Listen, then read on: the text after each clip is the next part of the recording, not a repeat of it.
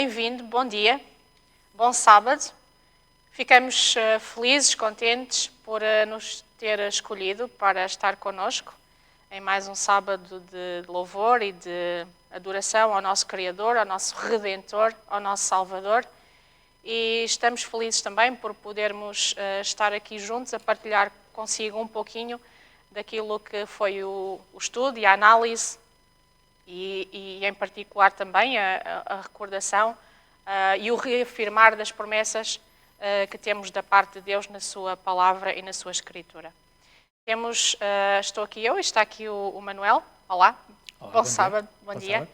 E como habitualmente, e não poderia deixar de ser, nós precisamos sempre de que o Espírito Santo esteja connosco para nos ajudar, conforme diz a palavra e a Santa Escritura, a lembrar-nos daquilo que nós lemos e, sobretudo, aquilo que nós lemos e que estudamos possa ter significado, possa fazer sentido e possa, sobretudo, transformar a nossa vida, que é, obviamente, isso que nós desejamos. Portanto, nós vamos, de forma humilde, nós vamos curvar aqui a nossa cabeça, vamos orar para pedir essa presença do Espírito Santo e nós pedimos que também em casa possa fazer o mesmo e possa acompanhar-nos se for esse o seu desejo. Poderoso Deus e eterno Pai, estamos gratos, Senhor, de coração cheio, porque hoje é sábado e porque Tu, Senhor, criaste este dia para nós podermos, durante o período da semana, louvar, bendizer a Tua misericórdia, a Tua bondade e o Teu amor e cuidado por cada um de nós.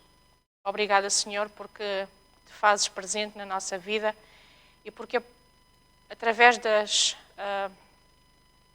lições de escola sabatina, neste caso em particular através dos Salmos, Tu nos recordas quem nós somos, qual é o nosso propósito de vida e em particular para onde é que nós vamos. Não estamos aqui por acaso, não estamos aqui sem sentido, mas estamos aqui com o propósito de sermos fiéis, de renovarmos o nosso pacto contigo e de caminhar uns com os outros até à pátria celestial. Amém. Por isso, Senhor, neste momento em que vamos abrir a Tua palavra, em que vamos recordar alguns dos salmos que estão escritos para nós hoje, que possamos, que eles possam, Senhor, fazer sentido para nós, possam ser uma forma de nós reafirmarmos a nossa fé, a nossa confiança em Ti e também de confessarmos os nossos pecados, nos arrependermos perante Ti e dessa forma, Senhor, poder estar aptos e habilitados a receber também o Teu perdão e a Tua graça. Em nome de Jesus. Amém. Amém. Bom, então nós temos aqui, estamos na lição 10 e hoje nós vamos falar um pouquinho, vamos centrar o nosso estudo em alguns salmos. Temos aqui, fizemos a análise esta semana em particular do Salmo 78, Salmo 105, 106. Portanto, vamos ver se conseguimos aqui neste bocadinho que temos explorar um pouquinho de cada um deles. E aquilo que é transversal a todos estes salmos que nós temos ao dispor esta semana é o facto de todos eles poderem recordar algumas lições do passado, isto é, algumas épocas marcantes do povo de Deus, em particular do povo de Israel, e o objetivo é nós percebermos o que é que nós podemos retirar destas experiências de vida aqui do povo de Deus e como é que hoje essas lições eles se aplicam a nós. Será que ainda hoje estas lições do passado que estão lá atrás há tanto tempo, será que ainda podem ter alguma coisa de útil para nos ensinar? E nós verificámos esta semana que efetivamente são imensas, são muitas as lições a tirarmos daqui, tanto pela parte positiva do povo de Israel, como das coisas menos boas que nós lhes podemos apontar, porque nós não seremos assim tão diferentes deles mesmos. E aquilo que eu estava a pensar, e fazendo aqui uma pequenina introdução, é de que, de facto, estas lições do passado, em primeiro lugar, elas são importantes para nós porque elas nos dão um sentido de identidade. Ou seja, é quando nós percebemos o que é que aconteceu ao povo de Israel, é importante para nós percebermos também que nós somos descendência desse povo, nós não somos um outro povo qualquer, somos descendentes desse povo, ou seja, nós temos a mesma, digamos, o mesmo ADN, não é? Nós temos a mesma linha espiritual deste povo e, portanto, indicam-nos as nossas raízes, estas lições do passado, elas dizem quem nós somos, de onde é que nós viemos, qual é a nossa missão na atualidade e também para onde é que nós queremos ir. Porquê é que esta questão da identidade é muito importante? Porque quando as pessoas não sabem quem são, quando elas não se identificam com nada, surgem alguns problemas, não é? Existe falta de foco, pode existir frustração e, sobretudo, nos momentos mais difíceis da vida, nós não sabemos a quem recorrer. Ora, aquilo que nós vimos esta semana é que nós temos um Deus que é Criador, um Deus que é todo-poderoso, um Deus que, apesar dos nossos pecados, é um Deus que está sempre de braços abertos a nos receber se nós tão somente pudermos confessarmos os nossos pecados e nos arrependermos. E isto será, porventura, uma das lições que nós temos a retirar, não é? Entre outras. Entre outras. Eu, da minha parte, enquanto estava a ouvir, eu estava a fazer a análise que muitos de vós, se calhar, já podem ter feito no passado, que é quando nós olhamos para o Salmo 78, para o 105, para o 106, eu pelo menos recordo-me aqui há uns anos atrás, quando tentava fazer o ano bíblico, e ao ler estes salmos ou qualquer coisa do género, mas eu já li isto. Mas afinal de contas, qual é a razão, qual é este propósito? Olha, precisei de mais uns anos valentes pela frente para perceber com este trimensário, esta análise, que efetivamente estes salmos acabam por contar a mesma história, mas têm nuances particularmente diferentes, não só pelo estado de espírito do salmista, mas para destacar ou a componente humana de não existir confiança em Deus e a tal perda, a falta de identidade ou falta de aceitação do próprio Deus, ou destacar, por outra via, a grande misericórdia de Deus da nossa parte.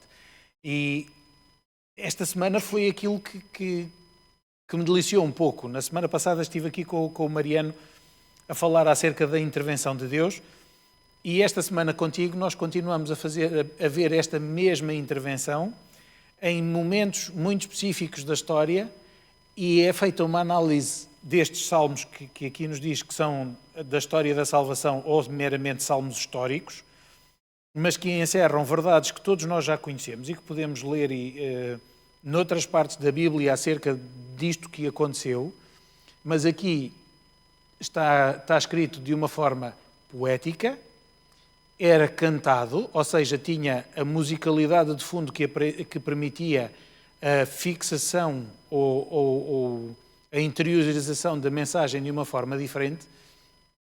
E outra coisa que ainda nós não temos o acesso, pelo menos que eu conheça, que é, e que não é o teor aqui representado e que o autor não destaca, mas que eu acredito que também a musicalidade que é aqui transmitida nos que incentivam ou que nos destacam o perdão e a fidelidade ao concerto que Deus tem, a musicalidade deveria ser um pouquinho mais alegre e se calhar a tónica de tristeza seria transparecido também na música quando existe a dúvida por parte do povo, a não aceitação da confiança em Deus por parte do povo, também aqui a musicalidade acredito que daria uma tónica extremamente interessante e que ficaria uma marca distinta na mente dos israelitas ao contarem a história numa nuance diferente, com uma musicalidade diferente também. Olha, aquele sentimento que tu estavas a falar, eu senti-o exatamente logo ao ler o verso áureo. Porque este versículo que nós temos no Salmo 78 fez-me lembrar de duas passagens, uma em Josué e outra em Deuteronômio. E há um episódio em Josué, exatamente quando eles, depois de atravessarem o Jordão, quando eles pegam nas pedras e constroem um altar, uma coluna, e é dito, exatamente, está lá em Josué 4, algo muito parecido com aquilo que está aqui no verso áureo, que é, olha, Quando os vossos filhos vos perguntarem o que é que são estas, que altar é este, que pedras são estas, vocês devem contar aos vossos filhos todas as maravilhas e todos os milagres, devem-lhes contar tudo aquilo que o Senhor fez por vocês, particularmente durante a jornada do deserto, para que eles saibam e contem às gerações futuras o grande Deus que vocês têm. E em Deuteronômio 6, quando são dadas pela segunda vez quando é dada a lei, o testemunho, é dito também algo semelhante, que é: vocês devem passar este testemunho, vocês devem-no contar às gerações futuras, para que essas gerações saibam quem é este Deus espetacular, este Deus grandioso, que vos retirou do opróbrio, da vergonha do Egito e que fez tão grandes coisas por vocês. E ao ler estes versos, também há aqui duas questões que eu coloquei para mim mesma e que coloco também, assim que está aí desse lado, que devem servir também para a nossa meditação. Uma que é uma ideia e depois uma que é uma questão, que é: primeiro, se Deus operou milagrosamente no passado, será que Deus não faz exatamente a mesma coisa hoje connosco? Claro que sim. E todos nós, eu, tu e lá em casa também, temos exemplos de experiências em que Deus operou milagrosamente, da mesma forma que conseguiu que os israelitas atravessassem o Mar Vermelho ou o Rio Jordão. Hoje Deus continua a operar na nossa vida de diferentes formas. E depois uma pergunta e uma questão para reflexão, que é: o que é que eu tenho para contar aos meus filhos hoje e o que é que eu tenho para contar às gerações que virão? Que é exatamente aquilo para que aqui o versório nos chama a atenção. E este deve ser o nosso objetivo, ou a nossa missão também, pensar: será que eu tenho coisas na minha vida, milagres na minha vida a acontecer, experiências com Deus que as possa partilhar às gerações futuras? E que experiências são essas? São experiências de graça, de arrependimento, ou são experiências como aquelas que nós vemos aqui ao longo destes salmos, experiências de rebeldia, experiências de pecado, experiências de idolatria, conforme que nos são relatadas aqui? Isso deve ser um motivo de reflexão para nós. E se me permitires, a minha reflexão ainda vai um pouquinho atrás e pegando também na herança espiritual que nós temos acerca dos Salmos, a partilha da preocupação que nós muitas das vezes entendemos que ler a Bíblia é sempre a mesma coisa. Eu às vezes nem entendo, nem sei o que é que estou a ler, vou ler porquê? Mas esta herança espiritual que aqui está encerrada não só nos Salmos, mas como ele é histórico, ele reflete o tempo dos patriarcas, dos profetas, dos reis, porque vemos o Salmo 78 a abordar não só o êxodo, como a entrada em Canaã, como a escolha de Davi e o início da orientação de Davi enquanto rei. Se nós não conhecermos a história, nós vamos desnecessariamente fazer as mesmas asneiras apenas por falta de conhecimento. A Bíblia tem uma enormidade de avisos à navegação, se me permitirem assim, para que nós não nos desviemos de zonas mais rochosas onde existem contracorrentes ou outros aspectos quaisquer. E é este conhecimento e é esta herança histórica que nos é precisamente chamada a atenção. E é esta experiência que aqui está. A história de Israel revela muitas formas de deslealdade do povo para com Deus, especialmente a idolatria. E era aqui que eu queria pegar. E eu? Tenho eu da mesma forma, por falta ou por desatenção da minha parte, revelado idolatria também?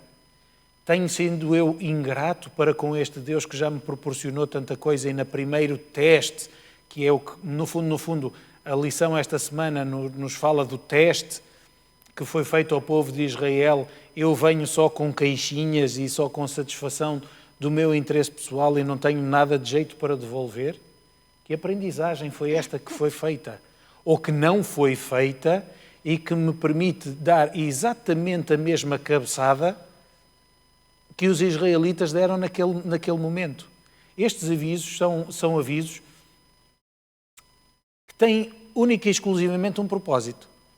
É é exatamente o aviso paterno que se faz, ou materno que se faz às criancinhas pequeninas, que toma atenção, o fogo é quente, se te aproximas demais queimas-te, mantém a distância, ou não mexas, cuidado com os vidros, com as facas, etc, etc. E os salmos acabam por fazer exatamente esta nota, esta tónica. E o cuidado pastoral que Jesus tem connosco, que foi apresentado na lição número 9, em particular, do cuidado com as suas ovelhas, com os seus filhos, conhecendo cada um pelo nome. Jesus ainda nos conhece ainda hoje, também a cada um de nós pelo nome. Pelo meu nome, pelo nome da Andrea e pelo nome particular de quem está desse lado a acompanhar-nos. Ele chama-te. Eu posso dizer aquilo que no passado o próprio Jesus diz: eu conheço-te e te chamo pelo teu nome, tu és meu. Nas palmas das minhas mãos te tenho gravado. Esta é uma afirmação extremamente forte. E agora temos a continuidade da história que nos vai chamar a atenção, que é: esqueceram-se do que Deus tinha feito por eles, não confiaram, puseram-no à prova e rebelaram-se contra ele, não guardaram a sua lei, nem o seu concerto, nem os seus testemunhos.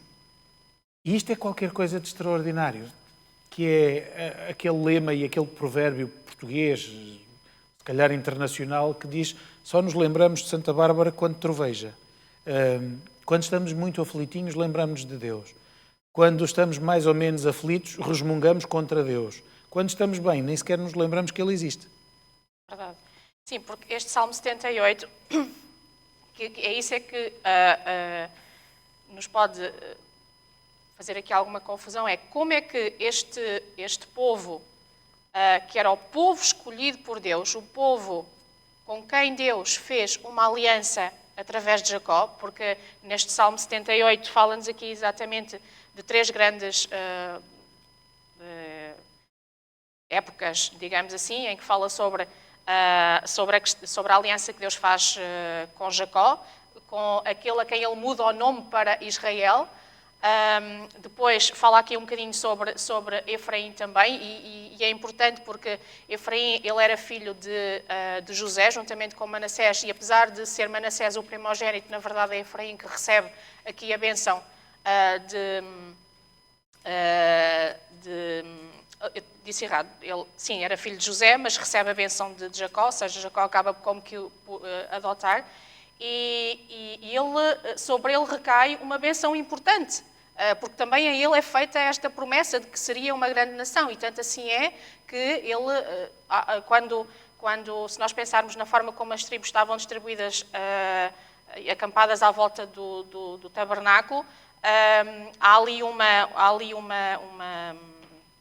agrupamento que acaba por receber exatamente o nome de Efraim. Portanto, ele era importante.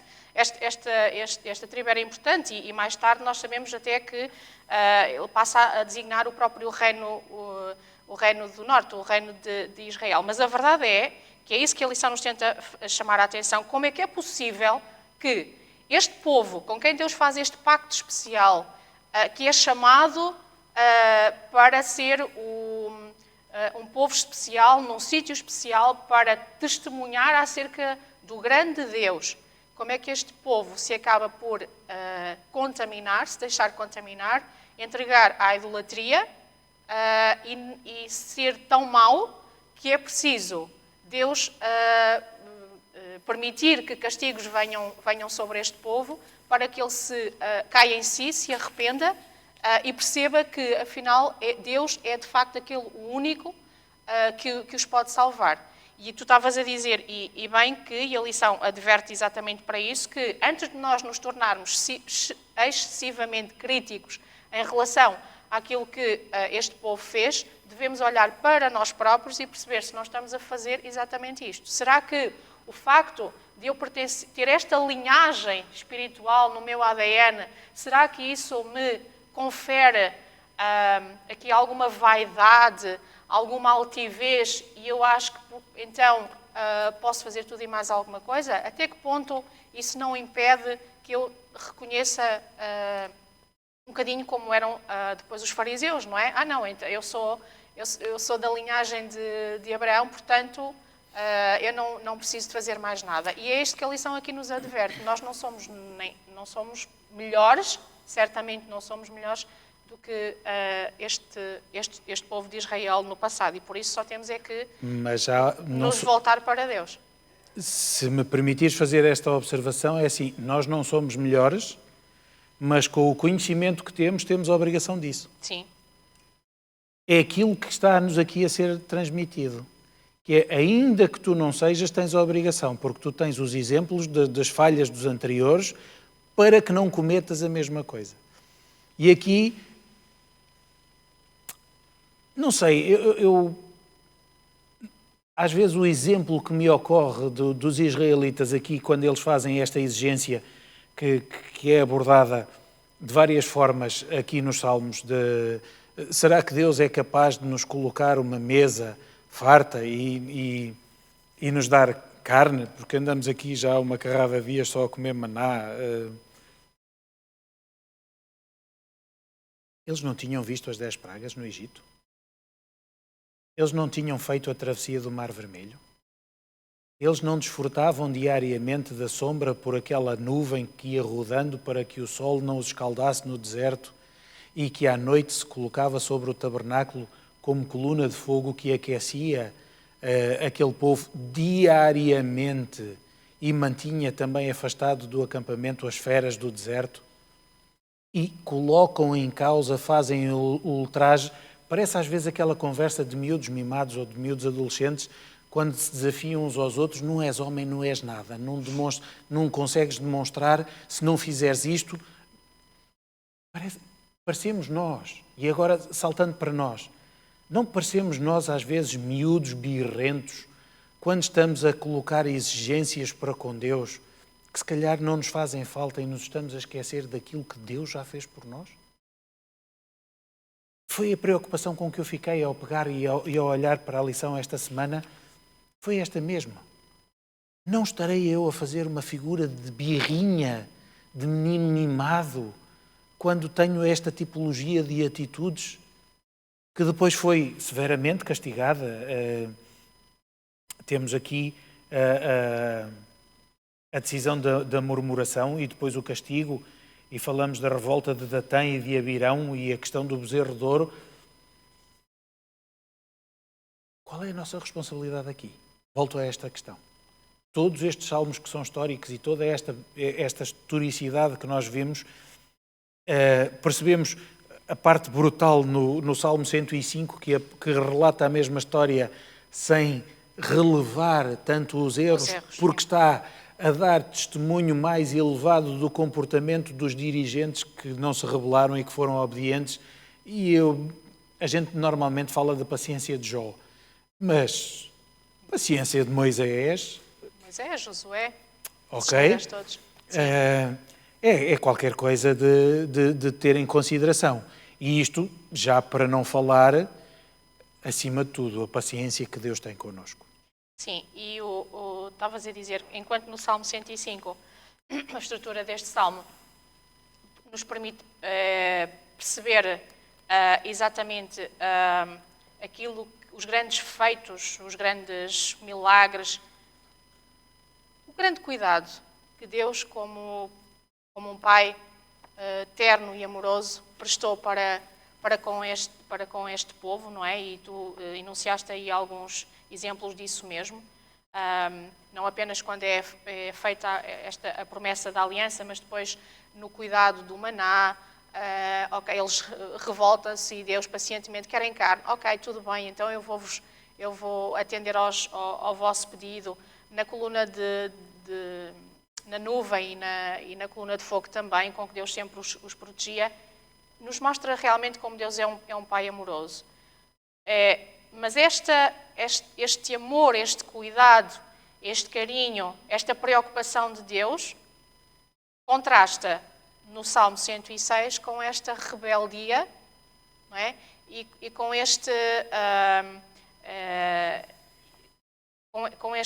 pecar constante. Ingratidão. Com esta ingratidão, exatamente.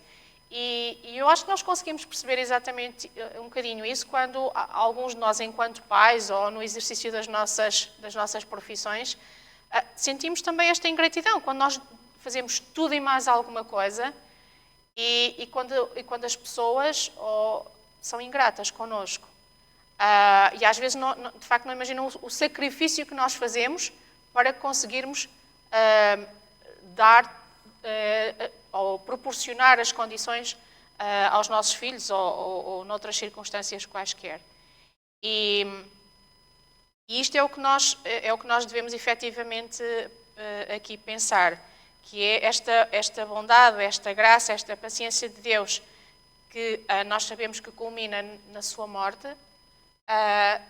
Quão gratos ou ingratos estamos nós perante essa oferta de graça e de perdão, e às vezes ainda assim resmungamos e nunca estamos satisfeitos com aquilo e conseguimos ser maldosos, porque aqui o povo, e nós temos isto aqui relatado em muitas circunstâncias, e eu estava aqui ao ler a lição de terça-feira e este Salmo 106, lembrei-me de algumas passagens do profeta Jeremias, quando ele fala exatamente descreve algumas desta maldade, e nós não temos tempo para ler, mas se tiverem a oportunidade, leiam, por exemplo, o capítulo 5 de Jeremias, e são expressões muito fortes que aparecem lá. Quando ele diz que este povo aleivosamente trata de forma ingrata, não é? E foi exatamente isto que aconteceu. Então, este Salmo 106, o grande objetivo será, para nós hoje, aquilo que nós temos a aprender nós, perante esta rebelião do povo, perante esta ingratidão, apesar de tudo aquilo que Deus fez por eles, percebermos que, se nós quisermos, ainda temos esperança, porque Deus pacientemente lhes fez avisos e lhes deu oportunidade para que eles se arrependessem. E é exatamente isso que nós hoje também podemos, ou precisamos de aprender. Como tu estavas a dizer há bocadinho, nós hoje temos maior responsabilidade porque também temos maior conhecimento. E é por isso que vem aqui na lição, diz o seguinte: a recordação dos fracassos históricos de Israel, e nós sabemos que estes fracassos levaram não apenas levaram ao declínio espiritual, mas ao declínio também enquanto nação, não é? enquanto povo.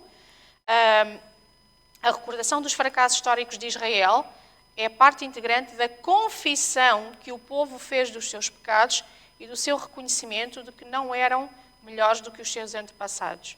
A geração presente admite que até é pior do que os seus antepassados porque conhecia as consequências das iniquidades das gerações passadas e a maneira como Deus exerceu as suas grandes paciência e graça ao salvá-los, mesmo que tivessem andado deliberadamente em caminhos ímpios no passado. E se isto foi verdade para eles, então pense em como será ainda mais verdade para nós hoje, que já temos a revelação do caráter da graça salvadora de Deus revelados em Jesus e na cruz. Então, quanto mais séria deverá ser a nossa reflexão em relação a isto, porque nós hoje já temos a morte de Jesus. Na altura não tinham.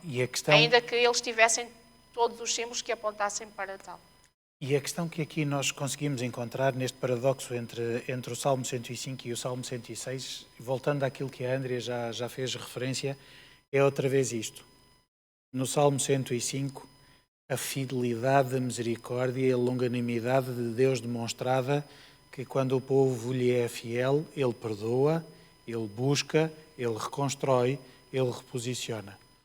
E no Salmo 106, as duas atitudes que a humanidade tem muitas das vezes para com Deus, que demonstram ambas a ingratidão, que é esquecer aquilo que de bom Deus já nos fez e reivindicar mais bênçãos e muitas das vezes aquelas que nós não temos necessidade, como o povo fez pedindo a carne quando estava no deserto, ou resmungando porque estavam num sítio em que não existia água, não existia aos seus olhos, porque ela estava lá e ela estava disponível.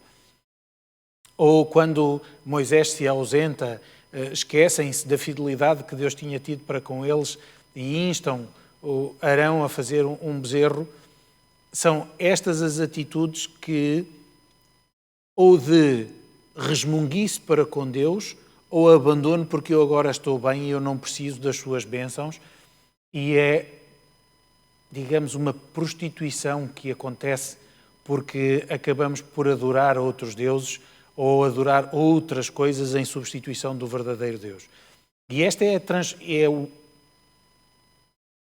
magnífico no final disto tudo, é que quando o povo, agindo de uma forma ou de outra, cai em si, o Senhor Deus é um Deus de misericórdia que ainda assim perdoa, restitui, devolve e garante o seu compromisso que tinha feito aos patriarcas, que abençoaria até 1000 gerações. E ainda que eu tenha sido um perfeito ignorante, um perfeito mimado e ingrato no meio deste processo, o Senhor Jesus ainda continua a trabalhar através do seu Santo Espírito nos nossos corações para que eu vá e que eu aceite o arrependimento. E se eu me arrepender, Ele dá, Ele oferece, Ele cumpre.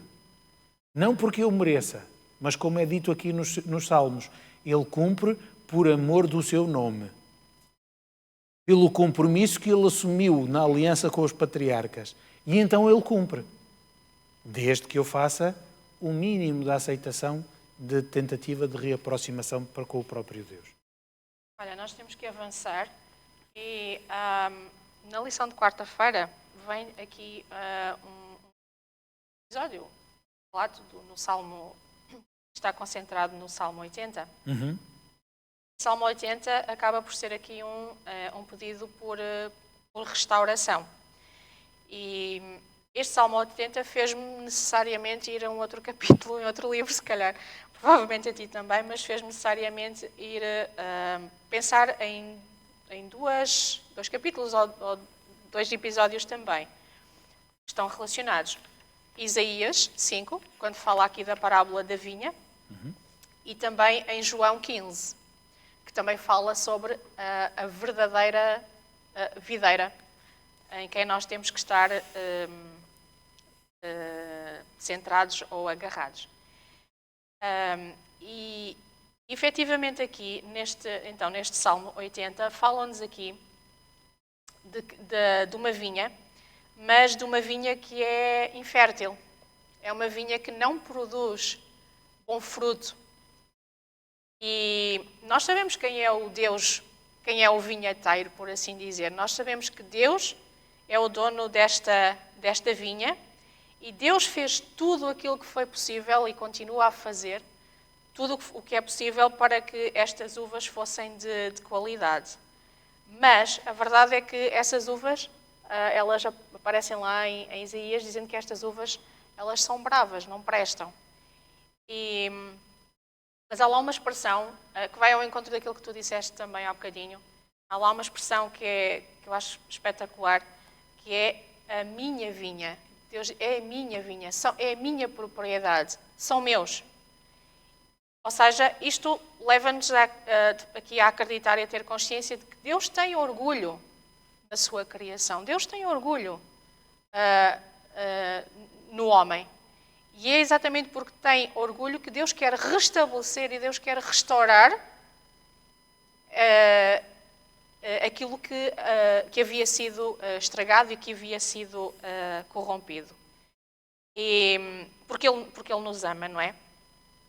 Mas lá quando nós vamos a Isaías 5, diz lá que a maldade, o pecado era tanto no povo que nesta vinha já não valia a pena, esta vinha era tão má que já nem valia a pena sequer cavar à volta para tentar remediar ali a situação. E foi isto que aconteceu com o povo de Israel. A maldade a certa altura era tanta que Deus teve que fazer aquilo que era inevitável fazer, que foi acabar por ter que retirar o povo dali, daquele centro onde eles foram chamados a testemunhar perante todos aqueles povos idólatras que era Canaã, e Deus acabou por retirá-los dali e a levá-los em cativeiro, a sair dali de Jerusalém, mais tarde, e a levá-los em cativeiro. E porquê é que isto é importante? Porque às vezes Deus tem formas, precisa de buscar ou de socorrer de formas que para nós podem ser um bocadinho drásticas, mas que se calhar são a única forma de nos salvar.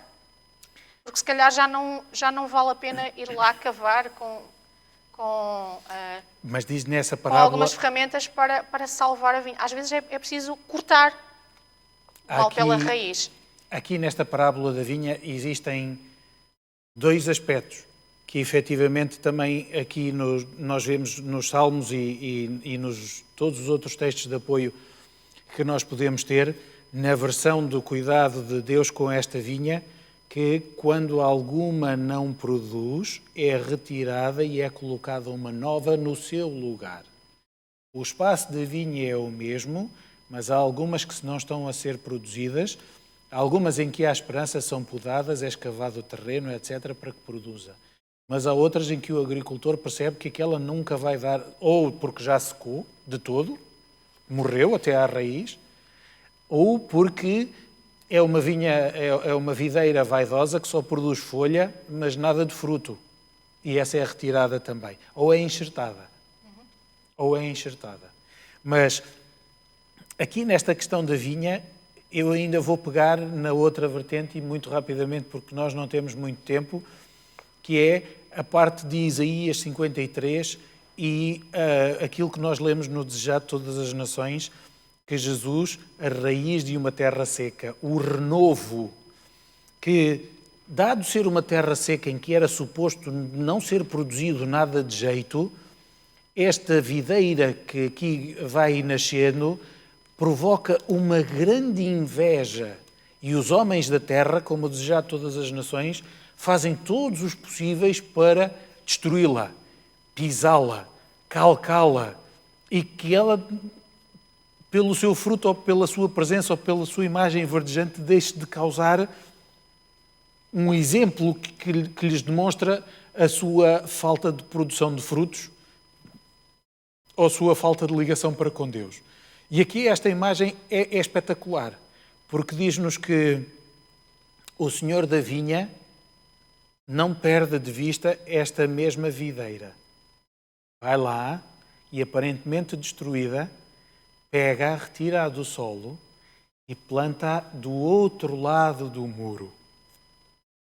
Deixa de estar acessível, e é aquilo que aconteceu com Jesus.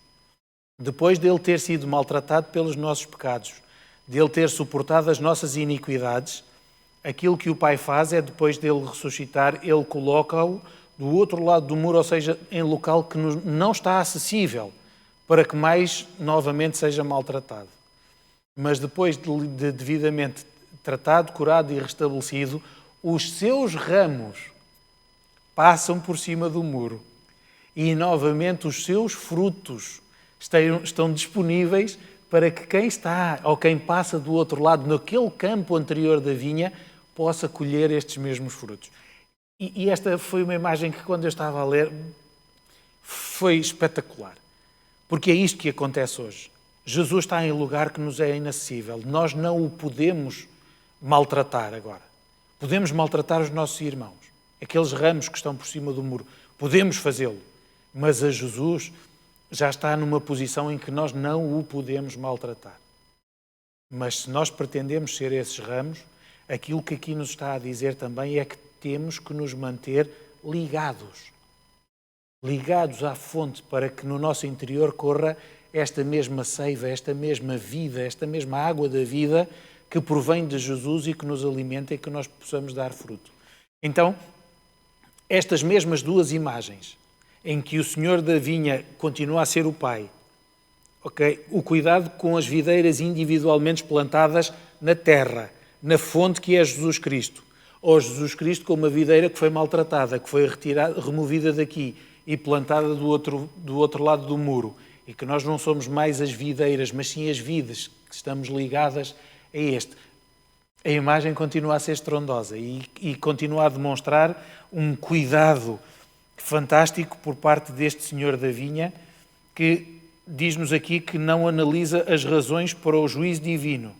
Tendo em conta a profundidade da graça de Deus, o salmista está perplexo por o Senhor reter a sua presença do seu povo durante tanto tempo.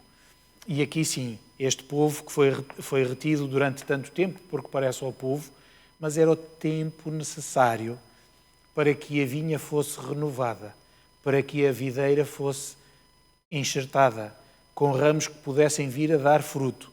E aqui este mesmo cuidado. E depois, referente à bênção que nos é dada, em Números 6, 22 a 27, que é o salmista pede inúmeras vezes que o Senhor mostre o seu rosto.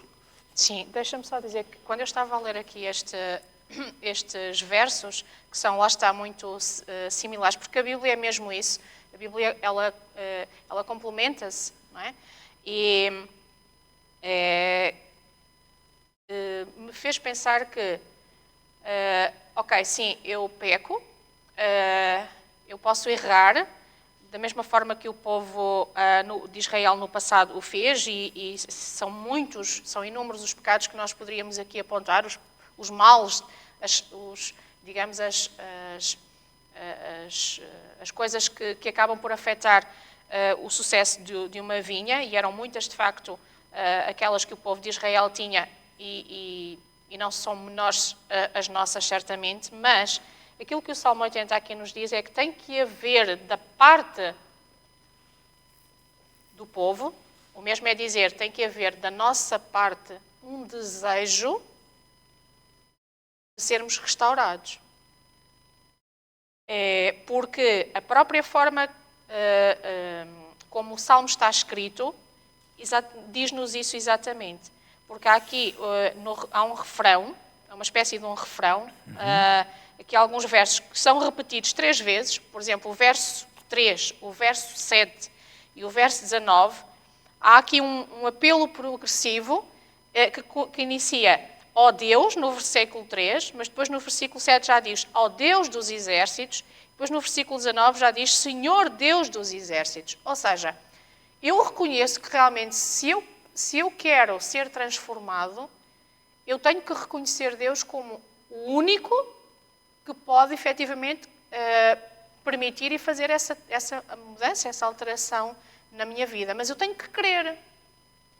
Não é algo que Deus me vai impor. Deus não me obriga. Se eu não quiser, Deus não me vai obrigar. Tal qual no processo cirúrgico, é o livre-arbítrio. O consentimento. Exatamente. Que o tente dar. Pronto. E é isso aqui que tem que acontecer. E da mesma forma como tu estavas a referenciar números, quando diz lá, faz-nos é o que aparece aqui no Salmo 80, faz-nos voltar ao Deus e faz resplandecer o teu rosto e seremos salvos. Então há aqui um pedido, claro, desta renovação que eu preciso de fazer na minha vida. E é primeiro esse tomar de consciência de que eu sozinho não sou capaz, mas de que se eu não recorrer a Deus, eu não vou conseguir absolutamente nada, culmina depois naquilo que é dito, que não vem aqui na lição, mas que é inevitável, né? Nós pensarmos então no capítulo 15 de João, quando Deus diz, no verso 5, por exemplo, ou no verso 1 e depois no 5, eu sou a videira verdadeira e o meu pai é o lavrador. E depois no verso 5, eu sou a videira, vós as varas, e quem está em mim e eu nele, esse dá muito fruto, porque sem mim nada podeis fazer. Eu acho que é quando nós percebemos a nossa miséria, quando nós percebemos, e lá está, às vezes Deus permite que nós caiamos em situações tão extremas, ou as nossas decisões, as nossas escolhas levam-nos exatamente a isso. Nós caímos tão baixo, que é quando nós estamos nessas condições que nós reconhecemos que a única forma de nós nos salvarmos, de nós sairmos do buraco, é exatamente isto. É ir à videira verdadeira, ir buscar a seiva, para que a nossa vida tenha significado e valha alguma coisa. E é por isso que estas lições do passado nos fazem tão bem. porque são estas lições do passado, de pecado, sim, de vinha completamente estragada, que não produzia nenhum fruto, ou que as uvas eram amargas, mas que foi restaurada, que nos permitem também, ou que nos dão a confiança nos momentos mais difíceis da nossa vida. Se não fosse isso, nós já não estávamos cá. E aqui, se me permitires, é quando nós perdemos ou abdicamos da nossa independência. Porque quando estavas a falar, ocorreu-me uma imagem que não tinha pensado antes, ocorreu-me precisamente quando estavas a falar. Quando nós pedimos a Deus que resplandeça o seu rosto, é pedimos a Deus que Ele se mostre. E basta que Deus se mostre para que as coisas na nossa vida mudem. Mas eu lembrei-me neste momento do exemplo de quando Moisés desce do monte, da presença de Deus, que o seu rosto vinha resplandecente. Não era o próprio Deus. Mas como o povo não tinha qualquer ligação com Deus, aquele brilho na cara de Moisés era incómodo. E às vezes nós escondemos, como diz em Isaías 53, escondemos dele o nosso rosto porque nós não queremos contacto com Deus. Quando estamos ligados à nossa pecaminosidade, o resplendor do rosto de Deus é-nos incómodo, é-nos doloroso, mostra-nos o nosso erro, mostra-nos as nossas falhas e eu não quero desligar-me delas. E é por isso que é necessário todo este nível de sofrimento. E então, sim, quando aqui ao longo do capítulo 80 existe este crescendo, como tu fizeste referência nos 3 versículos, que vai havendo um crescendo no reconhecimento da capacidade e do poder de Deus, que é Ele o único que pode interferir na nossa vida. Então sim, eu tenho o desejo que o Senhor mostre o seu rosto e que me transforme. E que finalmente possa, como em Jeremias 24:7, a própria afirmação de Deus em nosso favor, que diz: dar-lhes-ei um coração para que me conheçam, porque eu sou o Senhor, ser-me-ão por povo e eu lhes serei por Deus, porque se converterão a mim de todo o seu coração. E aqui é a transformação e é o transplante cardíaco que tem que acontecer. Nós estamos numa condição tal que primeiro Jesus tem que nos dar um coração. O que a gente lá tem já deve estar tão roto, parece um passador que não tem um mínimo de solução. Tem que ser retirado, ou já nem existe, está lá só o espaço. E então Jesus coloca um coração. E então nós reconhecemos o Senhor, e Ele será o nosso Deus, e se converterão a mim de todo o coração. De todo o coração, aquele que já está renovado. Aquele que o Senhor já possui. Aquele que já bate consoante o batimento cardíaco do próprio Deus e em consonância com o bater do seu coração. É algo extraordinário. Por exemplo, na neonatologia e na pediatria, é algo que é extremamente importante para o desenvolvimento do bebê, até quando nasce prematuro, que é ser colocado pele a pele sobre o peito de um dos pais, para que haja o vínculo. E quando o bebê está encostado e ouve o bater do coração do pai ou da mãe, o seu ritmo cardíaco também vai desacelerar. Também se vai aproximar do batimento cardíaco daquele adulto. E isto é a mesma coisa. Quando nós, à semelhança do apóstolo João, aquele que era inicialmente chamado filho do trovão, mas passa a ser o discípulo amado, que muitas das vezes reclinava a sua cabeça sobre o peito de Jesus e ouviria com certeza o bater tranquilo do coração de Jesus, foi amolecendo o seu coração, foi transformando o seu coração e finalmente ele é reconhecido como o discípulo amado. E é incumbido por essa mesma razão de um papel extraordinário para a Igreja, que é dar-nos a mensagem necessária para os últimos dias, que é deste amor que é fantástico. Mas para isso foi necessário que ele se disponibilizasse para que o Senhor trabalhasse na sua vida. E estamos temos que um minuto para terminar. É nessa condição, ou quando nós percebemos que só em Deus, ligados a Deus, dependentes dele, como estavas a dizer, e não independentes, apesar de vivermos numa era onde toda a gente reclama por independência, mas é quando nós percebemos que precisamos de Deus para viver, é que nós o vamos exaltar. E a lição termina com a análise do Salmo 135, que fala exatamente aqui, que relata mais uma vez, ou que vai buscar eventos históricos que nós aqui já referenciámos, como a criação, como o cuidado de Deus com o seu povo durante as pragas do Egito, por exemplo, com a entrada do povo também na terra prometida, na terra de Canaã. E todos estes acontecimentos, todos estes milagres, todas estas provas de cuidado, de amor paterno que nós falámos já, eles permitem ao coração transformado fazer uma única coisa, que é louvar a Deus pela grandiosidade, pela majestade do seu poder e por esta diferença completa em relação a todos os outros deuses que possam existir, não é? Ou seja, esta bondade, este poder de Deus, também a sua justiça, contrastam com os deuses que porventura já fizeram parte da nossa vida, ou com todos os ídolos que fazem parte porventura de outros povos, mas que, contrariamente ao nosso Deus, são ídolos que não têm poder de transformar a nossa vida por completo. E é por isso que o verdadeiro Deus, este que fez tudo por nós, que deve ser louvado, exaltado e adorado. E aquilo que a lição aqui, na lição de quinta-feira, nos faz também chamar a atenção é esta. É de que, por um lado, eu devo exaltar este Deus Criador que transformou a minha vida e que tudo fez e continua a fazer para eu me salvar. Mas a questão que eu tenho que refletir, a pergunta que eu tenho que fazer é: qual é a fase da vida em que eu estou? É aquela em que já fui transformado? É aquela em que eu já reclamei por restauração, como no Salmo 80?